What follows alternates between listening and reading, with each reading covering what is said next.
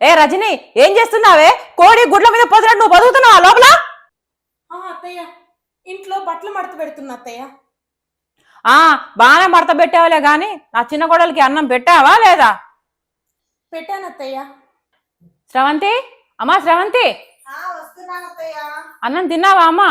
ఏం తినుడో ఏమో అత్తయ్య, ఈవిడ గారు పచ్చడేసి అన్నం పెట్టింది, తినబుద్ధి కాక వదిలేశాను.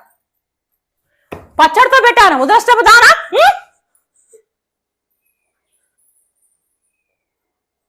పొద్దున వండిన కూర అయిపోయింది అత్తయ్య. ఒక్క పూటకే సర్దుకుందామని పచ్చడితో పెట్టాను. అందరం పచ్చడితోనే తిన్నాం అత్తయ్య. పిల్లలు మాత్రమే కూరతో తిన్నారు. పచ్చడితో నువ్వు తినవే, నా కోళ్ళు ఎందుకు తింటది? అది అసలే బోలెడు కట్నం తెచ్చింది, పైగా 2 వారసులు ఇచ్చింది ఇంటికి. నువ్వేం తెచ్చావు? దరిద్రాన్ని తెచ్చావు, పైగా 2 ఆడపిల్లల్ని ఇచ్చావు. అదే నా ఈ కోడలు లేకపోతే నా ఇంటికి వారసులు ఉండేవాళ్లే కాదు అసలు. వెళ్ళు, నీ మొహం నా చూపించకు, లోపల బా. నువ్వు బాధపడకమ్మా, నీకు నచ్చిన కూర నేను సాయంత్రం చేసి పెడతా. నువ్వు వెళ్ళి రెస్ట్ తీసుకోపో అమ్మా.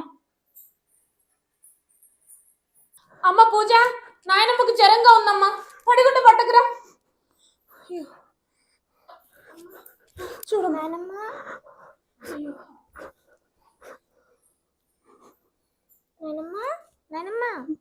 బాగా జ్వరంగా ఉందమ్మా నాయనమ్మకి. నన్ను క్షమించమ్మా, నిన్ను బాధ పెట్టాను నేను.